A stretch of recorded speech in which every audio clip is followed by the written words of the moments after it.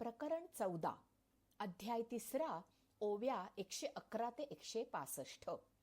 म्हणूनी स्वधर्मू जो सांडिल, तया ते काळू दंडिल, चोरू म्हणूनी हरील, सर्वस्व तयाचे. 3:112. योग्य मार्गाने चरितार्थ चालवणे हे पुरुषाचे, घराची आणि मुलांची काळजी घेणे हे स्त्रीचे, अभ्यास करणे हे विद्यार्थ्याचे, संसार टिकवणे हे विवाहितांचे, देशाचे हित चिंतणे हे देशवासियांचे. हातात घेतलेले काम प्रामाणिकपणे समरसतेने करणे हे प्रत्येक माणसाचे कर्तव्य किंवा स्वधर्म आहे. कुटुंबाची समाजाची काळजी घेणे देखभाल करणे हे प्रत्येक माणसाचे कर्तव्य आहे. कोणतेही काम केले तर त्याचा बहुतांना फायदा व्हावा. स्वधर्म पाळला नाही तर त्याचे वाईट फळ मिळते. अशा माणसाने स्वतःची कितीही काळजी घेतली तरी त्याला आरोग्य लाभत नाही. मिळवलेला पैसा, प्रसिद्धी शारीरिक किंवा मानसिक स्वास्थ्य मिळवून देऊ शकत नाही. प्रत्येक गोष्टीचा प्राधान्यक्रम ठरलेला आहे. देव, देश, समाज आणि कुटुंब असे कर्तव्याचे क्रम सांगितले आहेत. प्रत्येक ठिकाणी असलेले किंवा ठरवलेले नियम ही बंधने नसून संरक्षक कुंपण आहे. शिस्त आणि कर्तव्य याशिवाय माणसाचे आयुष्य दोरी तुटलेल्या पतंगासारखे होते. इंद्रिय रुची सारखे, करविती पाक निके, ते पापिये पातके, सेविती जाण. 3:129. पाप म्हणजे काय? पाप म्हणजे अशी गोष्ट जिच्यामुळे शिक्षा भोगावी लागते, शारीरिक किंवा मानसिक त्रास सहन करावा लागतो. कोणत्या गोष्टी पाप म्हणून गणल्या जातात किंवा काय केले असता माणसाला शारीरिक किंवा मानसिक त्रास सहन करावा लागतो?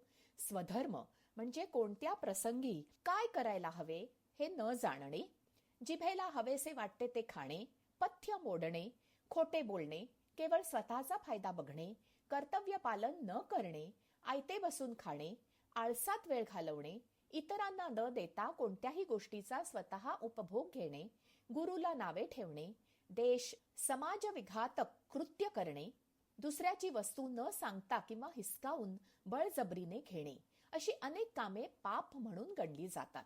पापाची काही फळे या जन्मात तर काही पुढच्या जन्मात भोगावी लागतात. कोणतीही गोष्ट मिळवायला खूप परिश्रम करावे लागणे किंवा खूप कष्ट करूनही त्या प्रमाणात मोबदला न मिळणे हा संचिताचा परिणाम आहे.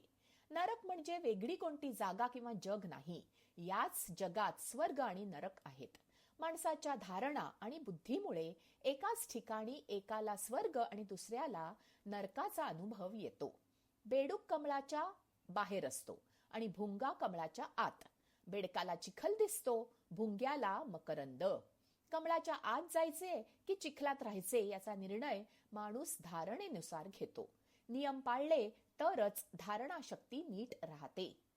हे न म्हणावे साधारण, अन्न ब्रह्मरूप जाण, जे जीवन हेतू कारण, विश्वात यया. 3:133. कुटुंबाचे पालनपोषण करणे हा स्वधर्म आहे. पालनपोषणात पाकसिद्धी हा महत्वाचा घटक आहे. अन्न हे ब्रह्म आहे, ते तयार करायची प्रक्रिया यज्ञ आहे. ब्रह्म म्हणजे मनाला आनंद देणारी, शरीराचे पोषण करणारी, बुद्धीचे रक्षण करणारी शक्ती. यज्ञ म्हणजे ब्रह्मप्राप्तीसाठी पवित्रतेने, प्रामाणिकपणाने, समरस होऊन उत्साहाने, आनंदाने केलेले काम. कोणते अन्न हे ब्रह्म म्हणून गणता येईल? अन्नाचा मनावर, बुद्धीवर परिणाम होतो. पवित्र भावनेने, शांत मनाने, शुचिरभूत होऊन बनवलेले आणि आनंदाने कटकट न करता ग्रहण केलेले सात्विक अन्न ब्रह्मस्वरूप आहे. अशा खाल्लेल्या अन्नाचे शक्तीत रूपांतर होते. या क्रियेला माऊलींनी अमृतसिद्धी म्हटले आहे. कंटाळून, वैतागत, नाईलाजाने शिजवलेले आणि नावे ठेवत खाल्लेले अन्न तामसी मानले जाते. असे अन्न ग्रहण केल्याने शरीरात आजार आणि मनात असमाधान निर्माण होते. शिळे, अस्वच्छ ठिकाणी तयार केलेले, अतिशय तिखट, मसालेदार, अति तेलकट अन्न खाऊ नये असे म्हणूनच पूर्वापार सांगितले आहे. अन्न खाताना मनमानी आणि ते तयार करताना बेईमानी करणे हे पापकर्म आहे. वदनी कवळ घेता म्हणत अनेक पिढ्या जेवल्या. आजही पाळली जावी अशी ही पद्धत आहे. अन्न हे शरीराचे पोषण होण्यासाठी खायचे असून जिभेला छान वाटावे म्हणून नाही. हा संस्कार मनावर लहानपणीच व्हायला हवा. वेळ निघून गेल्यावर विहीर खणून उपयोग होत नाही. पोटाचा, आरोग्याचा, बुद्धीचा विचार न करता चवीसाठी, मजा म्हणून काहीही, कसेही, कितीही खाल्लेले अन्न हे ब्रह्म गणले जात नाही. अशास्त्रीय पद्धतीने तयार केलेले आणि खाल्लेले अन्न अपवित्र असते.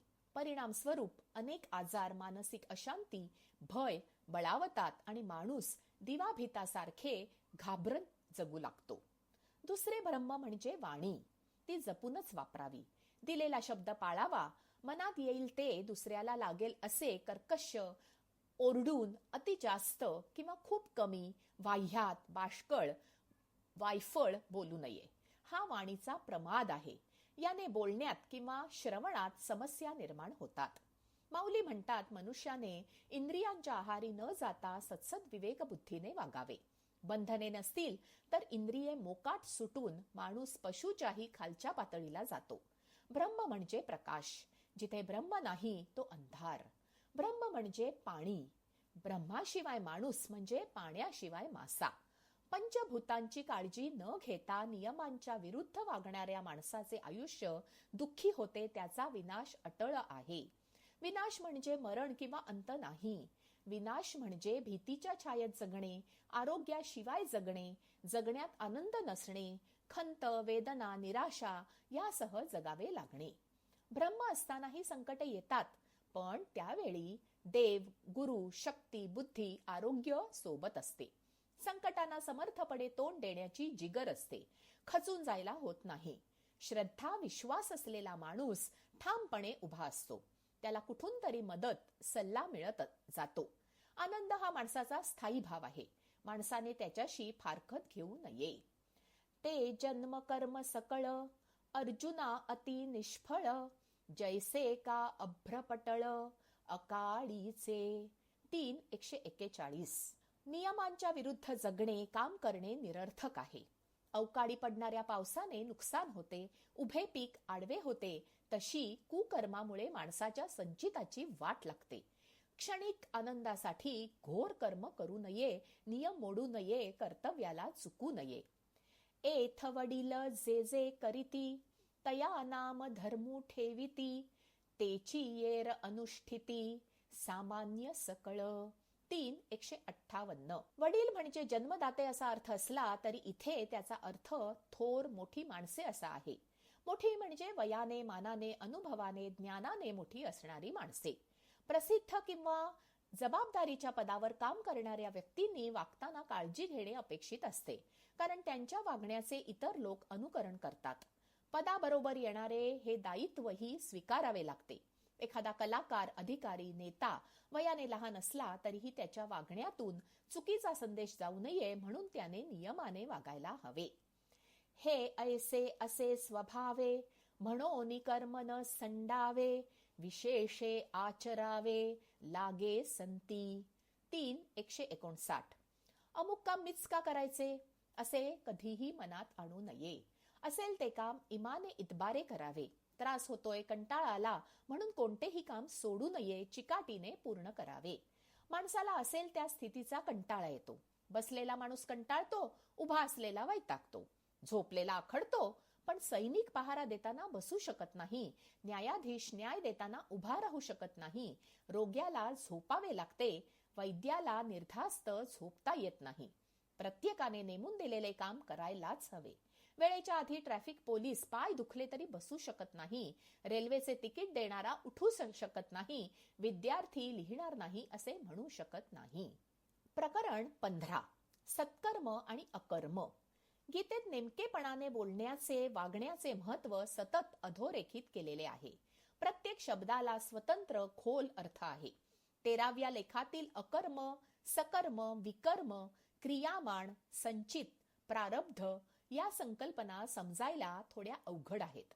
जसजसे पुढे वाचू तशा या संकल्पना अधिक स्पष्ट होतील, कारण गीतेत कर्मावर जास्त भर असल्याने कर्म आणि त्याच्या प्रकारांचा सतत उल्लेख आहे. मुंबईकर ट्रेनने नियमित प्रवास करतात, हे त्यांचे प्रारब्ध आहे. रोज ठराविक गाडीने, ठराविक बोगीत किंवा डब्यात प्रवास करत असल्याने प्रवासी ओळखीचे होतात. सोबत असणाऱ्या सहप्रवाशाला मदत करणे हा प्रवासी म्हणून असलेला स्वधर्म. एखाद्या प्रवाशाला बसायला जागा दिली तर ते सत्कर्म. काय माणूस किंवा बाई आहे, साधे आभारही मानले नाहीत, याला आत्ताच चक्कर यायला हवी होती, असे विचार मनात आले, किंवा त्या माणसाला बरे नव्हते तर कशाला यायचे, सवय नाही तर गर्दीच्या वेळेला का आलात, असे काही बोधामृत दिले तर ते सकाम कर्म ठरते. ही खूप चूक आहे किंवा वाईट आहे असे नाही, पण याने अपेक्षा, अहंकार निर्माण होतात. अपेक्षा आणि अहंकार त्रासाचे, मनस्तापाचे मूळ कारण आहे. याने मनात नकारात्मकता येते, म्हणून कर्म करताना अपेक्षा ठेवू नका असे भगवंत सांगतात. अपेक्षा कशा निर्माण होतात आणि त्रास देतात? एखादा माणूस गाडीत नेहमी दुसऱ्याला मदत करत असेल, गप्पा गोष्टी करत असेल, हसतमुख असेल, तर इतर लोकही त्याच्याशी छान बोलतात, त्याच्याकडे बघून हसतात. तो आला नाही तर आल्यावर त्याला दुसरे दिवशी सगळे विचारतात, काल का आला नव्हतात? त्यालाही छान वाटते. हे त्याच्या सत्कर्माचे क्रियामान आहे. एखाद्या दिवशी त्याच्या बोलण्याकडे एखाद्याने लक्ष दिले नाही किंवा त्याच्याकडे बघून एखादा हसला नाही, तर मग त्याच्या मनात विचार येतो की किती आकडू आहे. गरज असेल तेव्हा गोड बोलतो, मीही स्वतःहून त्याच्याशी बोलणार नाही. मनात निर्माण झालेल्या या नकारात्मकतेमुळे त्या क्षणी त्याला क्षणभर का होईना वाईट वाटते आणि त्याच्या संचितात वाढ होते. फार विचार करू नये, वाईट वाटून घेऊ नये, त्यामुळे त्रास होतो. नकळत अशा अनेक क्षणांचे मनावर ओझे वाढत जाते. तिथल्या तिथे सोडून देणे फारसे जमत नाही, म्हणून काम करतानाच निरपेक्षपणे करावे हे उत्तम. मी काम केलं पण श्रेय माझे नाही, ही जाणीव असणे म्हणजे अकर्म. जागा दिल्यावर काहीही अपेक्षा ठेवली नाही तर अकर्म.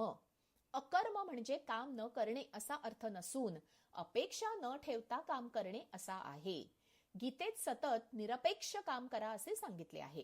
याचा अर्थ केलेल्या कामाचे फळ मिळणार नाही असा नसून अपेक्षा न ठेवल्यामुळे मिळेल त्या फळाने समाधान होते असा आहे. जागा दिली, आपले स्टेशन किंवा स्थानक आल्यावर चुपचाप उतरून गेलो, हे अकर्म. अशा व्यक्तीचे मन शांत असते, कारण ती फार विचार करीत नाही. त्याला उद्याची चिंता नसते, आहे त्या क्षणाचा आनंद घेतो. त्याच्या संचितात भर पडत नाही, कारण प्रत्येक क्षण तो असेल तसा स्वीकारतो. असे वागणारा माणूस सदा सुखी असतो. भगवंतांना माणसाने असे वागायला हवे असे वाटते.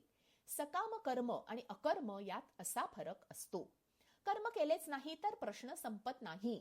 कर्म चुकवले तर त्याचेही फळ मिळतेच, कारण ती कर्तव्यहीनता झाली. एखादा प्रवासी कधीही कोणालाही बसायला जागा देत नाही, कोणाला विशेष भाव देत नाही, त्याला कोणाशीच देणे घेणे नसते. कधीतरी त्याला खूप गरज असेल तेव्हा त्याला बसायला जागा मिळत नाही, हे त्याला मिळालेले क्रियामान म्हणजे लगेच मिळालेले फळ आहे आणि ते मिळतेच. कुठेतरी त्याला खूप गरज असेल तेव्हा मदत मिळणार नाही हे निश्चित. कोणतीही गोष्ट पूर्णत्वाला जाण्यासाठी 5 गोष्टी लागतात, त्या 18व्या अध्यायात सांगितल्या आहेत. माणूस हे फक्त माध्यम आहे, कर्ता नाही. माध्यम म्हणजे काय? विजेमुळे दिवा लागतो. वीज आणि दिवा असतो म्हणून प्रकाश पडतो. वाहक असणाऱ्या तारा म्हणजे माध्यम. म्हटल्या तर महत्वाच्या, म्हटल्या तर नाही. माणूस ती तार आहे. मग अभिमान कशाचा बाळगावा? एक शक्ती आहे, तिच्यामुळे कोणतेही कार्य होते, ही जाणीव असली की माणूस कोणत्याही गोष्टीत अपेक्षा ठेवत नाही आणि मग तो जे कार्य करेल ते अकर्म होते. अजूनही कर्माचे खूप प्रकार आहेत. प्रकरण 16, अध्याय 3, ओव्या 166 ते 218. जे सायासे स्तन्य सेवी, ते पक्वाने केवी जेवी, म्हणो निबाळका जैशी नेदावी, धनुर्धरा. 3:172. नवजात बाळाला स्तनपान करतानाही दमायला होते, त्याला पक्वाने भरवून उपयोग नाही. संसारी माणसाने कठीण व्रते करणे असेच आहे. कर्तव्य नीट पार न करता इतर कोणतेही कर्म केल्यास विपरीत फळ मिळते आणि अध्यात्मातही मन स्थिर होत नाही. दोन्हीकडून नुकसान होईल असे कर्म माणसाने करू नये. संसारी माणसाने स्वधर्म पाळणे हीच पूजा किंवा सत्कर्म आहे. अधिकारी अनुभवी माणसाचे बोलणे आणि कृती आदर्श असले पाहिजे. संसारी माणसाने कर्तव्य नीट पाडणे, घराकडे लक्ष देणे, कुटुंबियांशी संवाद साधणे, त्यासाठी घरात असणे आवश्यक आहे. त्याने ही कामे सोडून तीर्थयात्रा, ग्रंथ, उपोषणे करणे कुपथ्य आहे, नियमाला सोडून आहे. आई वडील फिरत बसले तर मुलांकडून नीट वागायची, अभ्यासाकडे लक्ष द्यायची, काम करायची अपेक्षा कशी करणार? एका माणसाचा खोकला अडुळसा घेऊन बरा झाला. त्याने दुसऱ्याला हे सांगितले. दुसऱ्याचा खोकला या उपायाने बरा झाला नाही. वैद्याकडे जाईपर्यंत दुखणे वाढले. पहिल्या माणसाचा उद्देश चांगला असला तरी याचे फळ विपरीत मिळाले, कारण अधिकार नसताना त्याने सांगितले. अति वाचाळपणा घातक आहे. कोणी कोणाला काय सांगावे याचे दंडक भावनेच्या किंवा उत्साहाच्या भरात विसरले जातात. देखे पुढिलाचे ओझे, जरी आपुला माथा घेईजे, तरी सांगे कान दाटीजे धनुर्धरा. 3:177. माहेरी आईच्या हाताखाली किंवा सासरी सासूच्या मदतीने कामे करताना दडपण येत नाही, पण तीच कामे एकटीने उरकताना ताण येतो हे प्रत्येक बाईने अनुभवले असेल. ताण कामाचा येत नाही, ते नीट पार पडण्याचा जबाबदारीचा असतो. चालताना इतरांचे ओझे डोक्यावर घेतले तर चाल मंदावते. ज्या गोष्टीत स्वतःचे कर्तृत्व नाही त्याचे कर्तेपण घेतल्याने मनावर दडपण येते. श्रेय स्वतःकडे घेतल्याने नुकसानच होते. ऑफिसमध्ये केलेल्या कामाची अंतिम जबाबदारी नसल्याने मनावर त्या कामाचा जास्त ताण नसतो. संसारात जे काम करावे लागते, निर्णय घ्यावे लागतात, त्याची जबाबदारी देवावर सोपवून सारे ईश्वराच्या मर्जीनुसार चालले आहे, तो वरिष्ठ आहे, त्याचे लक्ष आहे असे मानून काम केले तर मनावर दडपण किंवा ओझे राहत नाही. करता करविता परमेश्वर आहे हे मनापासून स्वीकारले तर कामाचा त्रास वाटत नाही. म्हणून शरीरी जरी होती, तरी कर्मबंधा ना कळती, जैसा का भूतचेष्टा गभस्ती घेपवेना. 3:183. जो माणूस करते पण स्वतःकडे घेत नाही त्याला कर्मबंधन लागत नाही. ज्याप्रमाणे सूर्याच्या प्रकाशात घडणाऱ्या कर्माचा दोष सूर्याला लागत नाही, त्याप्रमाणे ईश्वराला साक्षी ठेवून काम केलेल्या कामाचे संचित निर्माण होत नाही आणि त्याचे फळ भोगावे लागत नाही. काही हवे किंवा फायदा असेल तरीही काम न करणारी माणसे खूप असतात. काहीतरी हवे म्हणून बहुतेक माणसे काम करतात, पण कर्माचे बरे वाईट कोणतेही फळ मिळू नये असे काम करतो तो खरा ज्ञानी असे माऊली सांगतात. माऊली म्हणतात, निरपेक्ष वृत्तीने काम करणे केव्हाही चांगलेच. केलेल्या कामाचे कर्तेपणही न घेणे त्याहूनही श्रेष्ठ आहे. सर्व ईश्वरावर सोडून निर्धास्त जगणे खूप कठीण आहे. कर्तेपण घेणार नाही म्हणजे कार्यापासून मिळालेला मान, प्रसिद्धी, पैसा काहीही न स्वीकारणे. म्हणूनच सिद्ध पुरुष जास्त बोलत नाहीत. त्यांच्याबद्दल खूप कमी माहिती उपलब्ध असते. ते स्वतःविषयी काहीही सांगत नाहीत. त्यांनी कोणत्या परिक्रमा केल्या, किती तप केले, किती जप केला हे ते सांगताना ऐकले आहे. श्वासासाठी हवा, सूर्याचा प्रकाश, नदीचे पाणी, जमीन सगळे विनामूल्य मिळते. माणूस मात्र प्रत्येक गोष्टीचे मूल्य घेण्यासाठी धडपडतो. कालची आठवण नाही, उद्याची चिंता नाही असे जगेल तो ज्ञानी, तो सिद्ध पुरुष असतो. सूर्य कोणाला प्रकाश घे म्हणून आग्रह करत नाही. प्रकाश घेतला तरी त्याचे मूल्य मागत नाही, घेतला नाही तरी त्याचा खेद मानत नाही. असे आणि इतके अलिप्त वागले तर माणूस जे कर्म करेल त्याचे त्याला कसलेही फळ भोगावे लागत नाही. तो जीवनमुक्त असतो. जसे गजानन महाराज, शंकर महाराज सिद्ध पुरुष आहेत. का चंद्राचा उदयो जैसा, उपयोगा नवचे वायसा, मूर्खा विवेकू हा तैसा, रुचेल ना. 3:198. कोणाला उपदेश करावा हे सांगताना माऊली म्हणतात, चंद्र उगवल्याचा कावळ्यांना आनंद होत नाही, कारण त्यांना चंद्रप्रकाशाचा उपयोग नाही, चंद्राचे त्याला अप्रूप नाही. त्याप्रमाणे अहंकार सोडून मीपणा न ठेवता काम करावे, विचार करून करावे इत्यादी सांगणे ज्या माणसांना पटत नाही त्यांना सांगायला जाऊ नये. ज्याला आपले म्हणणे पटेल त्यालाच सल्ला द्यावा. ज्याचा आपल्यावर विश्वास नाही, जो आपले ऐकणार नाही, त्याला उपदेश करण्यात शक्ती वाया घालवू नये. कृष्णार्पण म्हणणे आणि करणे यात खूप अंतर आहे. बी खडकावर टाकू नये. केलेल्या सत्कार्य उपासनेची कधीही चर्चा, वाच्यता करू नये, कोणालाही सांगू नये, कारण असे केल्यास आध्यात्मिक प्रगती थांबते. एकाला अनुभव येईल तो दुसऱ्याला येईल असे नाही. एकाने जी उपासना केली ती दुसऱ्याला फलदायी ठरेल असे नाही. फलदायी म्हणजे छान वाटणे नाही. तो खायचा पदार्थ नाही की मला आवडला तूही खाऊन बघ. वैयक्तिक किंवा आध्यात्मिक अधिकार असल्याशिवाय या गोष्टी इतरांशी बोलू नयेत. समोरच्याचे भूत भविष्य क्षमता कळेल त्याला आध्यात्मिक अधिकार असतो. जो सगळी जबाबदारी घेतलेली असते त्याला कौटुंबिक वैयक्तिक अधिकार असतो. कोणतेही कार्य करण्याआधी गुरु आणि घरातील वडीलधाऱ्या माणसांची पूर्व परवानगी घ्यावी. ते सोडून इतर कोणीही आपला भार वाहणार नाही. घरी महिनाभर फुकट आयते ठेवून घेईल का? बापा विषाची मधुरता झणे आवडी उपजे चित्ता परितो परिणाम विचारिता प्राणू हरी. 3:212. वाईट गोष्टी आकर्षक छान वाटतात पण त्यांचा परिणाम हितकारक नसतो. मनावर संयम असावा. इंद्रिये माणसाला झुलवतात. त्यांना आवडेल असे वागू नये कारण त्यांना ज्या गोष्टी आवडतात त्याचे परिणाम खूपदा वाईटच असतात. वडापावसाठी लागणाऱ्या पैशात एखादे फळ येते. त्याने पोटही भरते, पोषण होते, पण जीभ मात्र वडापाव खाऊ असे सांगते. घरी केलेले ताजे अन्न आरोग्यासाठी हितकारक असले तरी आळस आणि चवीसाठी बाहेरचे अन्न खावेसे वाटते. सकाळी लवकर उठायला त्रास वाटला तरी ज्याला काम महत्वाचे असते तो आळस झटकून उठतो आणि काम नेटाने पूर्ण करतो. जैसा कवळोनिया पारधी घातेचिये संधी आणि मृगाते बुद्धी साधा वया. 3:216.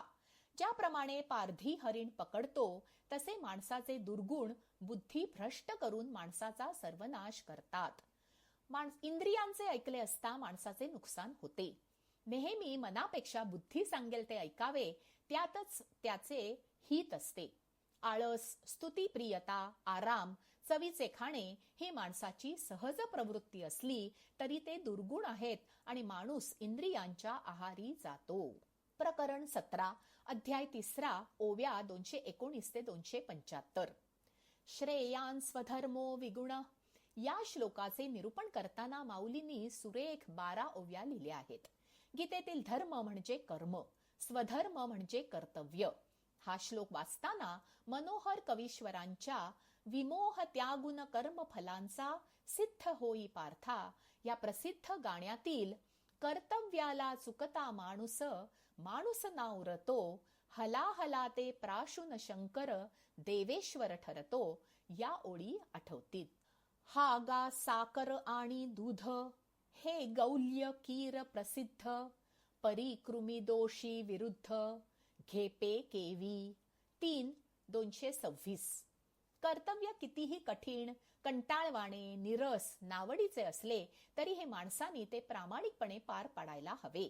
हे सांगताना माऊली म्हणतात की दूध साखर हे जरी गोड आवडले, चांगले असले तरी ज्याला जंत झाले आहे त्याच्यासाठी कुपथ्य आहे. त्याने ते पिऊ नये कारण त्याचा परिणाम वाईट आहे. ज्ञानेश्वर पुढे म्हणतात, दुसऱ्याची बायको छान वाटत असली तरी स्वतःच्याच बायको बरोबर संसार करायचा असतो. दुसऱ्याचे घर छान, प्रशस्त, सुशोभित आहे म्हणून आपले घर साधे छोटे असले तरी पाडून टाकायचे नसते. तरी देवा हे ऐसे कैसे जे ज्ञानियांची ही स्थिती भ्रंशे मार्ग सांडुनी अनारिसे चालत देखो. 3:232. कर्तव्य करताना ज्ञानी लोक का कमी पडतात? ते चुकीचे का वागतात असा अर्जुनाला प्रश्न पडला आहे. ज्या लोकांना कळत नाही असे लोक कर्म करताना चुकले तर ठीक आहे, पण ज्यांना शास्त्र माहित आहे असे लोक जी गोष्ट टाळली पाहिजे तीच का करत असावेत? कोणत्या गोष्टीमुळे असे होते? जे लोकत्रयाचे भातुके खेळतांची खाय कवतिके तिच्या दासीपणाचे निबिके तृष्णा जिये. 3:248. अर्जुनाच्या या प्रश्नाला उत्तर देताना भगवंत म्हणतात, काम, क्रोध आणि अहंकारामुळे कितीही ज्ञानी माणूस असेल तरी त्याचे अधःपतन होते. ज्ञान शुद्ध असते पण ते आपल्याला मिळाले या कल्पनेने माणसाला सूक्ष्म अहंकार निर्माण होतो. अहंकारामुळे इच्छा निर्माण होते. इच्छा अपेक्षा पूर्ण झाल्या नाहीत, अपेक्षित मान मिळाला नाही की अहंकाराला धक्का बसून राग येतो. असे झाल्यावर विवेक, शांती लोप पावते. क्षुल्लक गोष्टीसाठी ज्ञानी माणूस लाचार होतो. हे अंतरी हुनी जरी फिटले तरी निभ्रांत जाण निवटले जैसे रश्मी वीण उरले मृगजळ नाही. 3:270. ज्ञानी माणसाने काम आणि क्रोध कसे आवरावेत हे सांगताना माऊली म्हणतात की माणसाने इंद्रियांवर ताबा मिळवून मग ज्ञान मिळवावे. असे केल्याने ज्ञान मिळवल्यावर मिळवलेल्या ज्ञानाचा अहंकार निर्माण होत नाही. प्रखर सूर्यप्रकाश असल्याशिवाय मृगजळ दिसू शकत नाही, तसे बुद्धी शाबूत ठेवली की इंद्रियांवर ताबा मिळवता येतो. ज्ञान मिळवणारे आधीही खूप होते, नंतरही खूप असतील. आपण मिळवलेले ज्ञान अपुरे आहे याची जाणीव झाली की माणसाला आपण सर्वज्ञानी आहोत असा भ्रम होत नाही. एका ईश्वरा इतके कोणीही परिपूर्ण, सर्वव्यापी, सर्वसाक्षी असूच शकत नाही. ही जाणीव झाली की माणूस सिद्ध होतो, त्याला अहंकार होत नाही आणि कामक्रोधावर विजय मिळवता येतो. प्रकरण 18. ज्ञानेश्वरी अध्याय 4 ओव्या 1 ते 48. जैसा पंचमालापू सुगंधू की परमळू आणि सुस्वादू, तै भला जाहला विनोदू कथेचा ये. 4:3. कृष्ण आणि अर्जुन यांच्या संवादाचे वर्णन करताना माऊली म्हणतात की गायनाचा सुगंध पसरावा किंवा स्वादाला परिमळ असावा, तसा कृष्ण अर्जुन यांच्यातील संवाद आहे. स्वराला वास असतो आणि वासाला चव असते. चंदन किंवा गुलाबाच्या अत्तराचा वास गोड असतो. मिरची, मसाल्याचा वासही उग्र, तिखट असतो. गाण्यातील काही स्वर किंवा राग जसे बागेश्री ऐकायला मधुर वाटतात. या गोष्टी पटकन लक्षात येत नाही.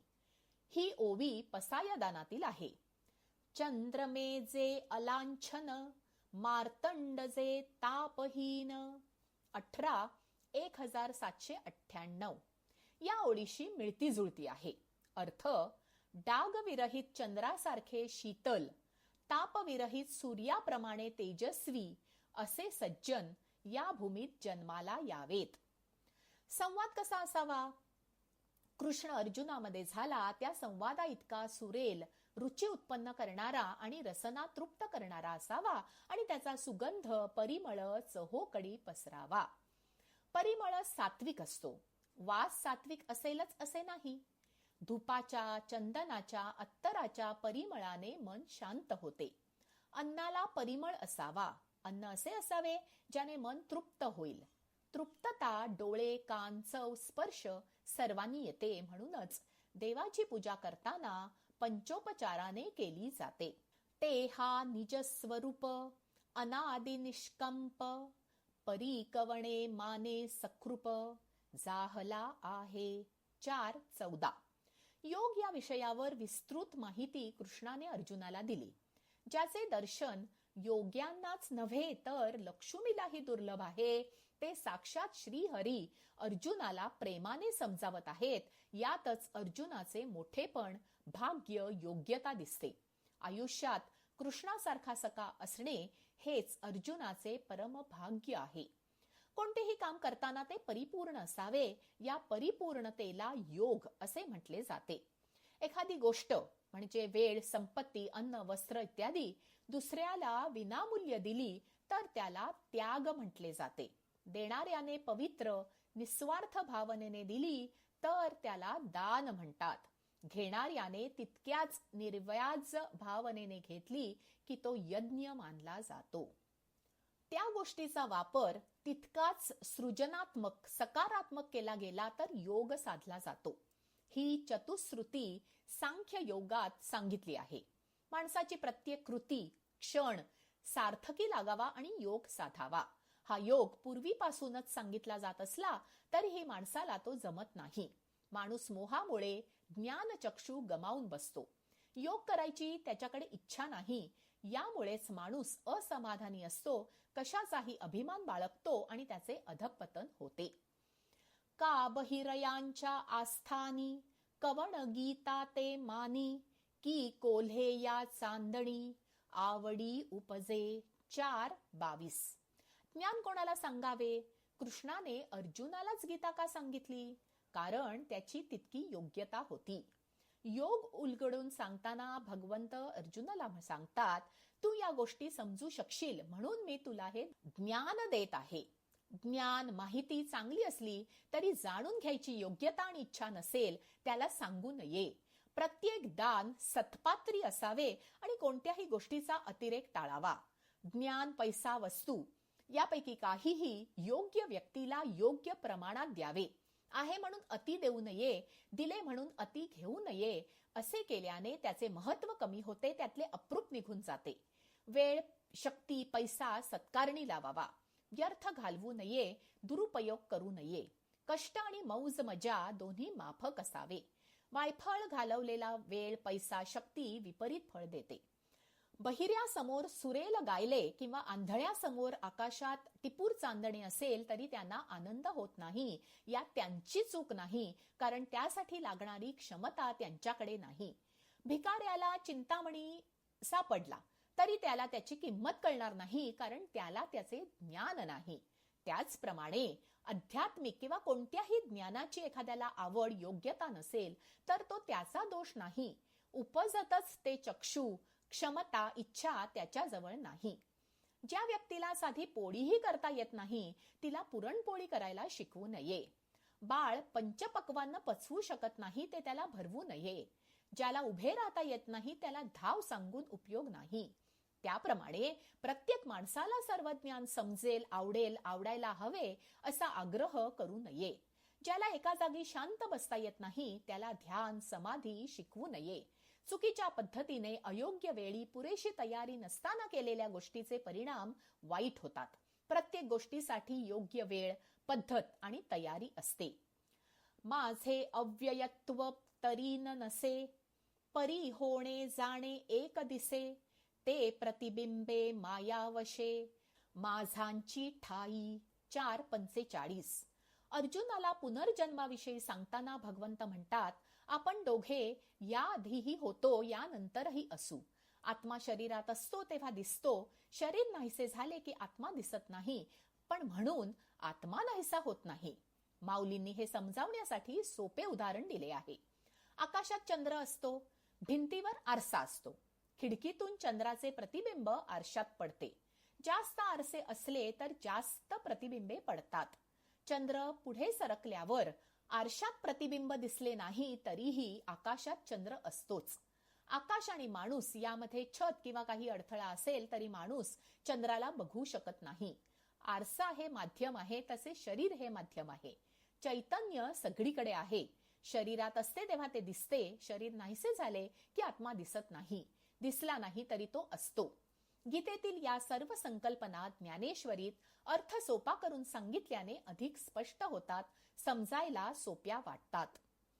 ज्ञानेश्वर महाराज की जय.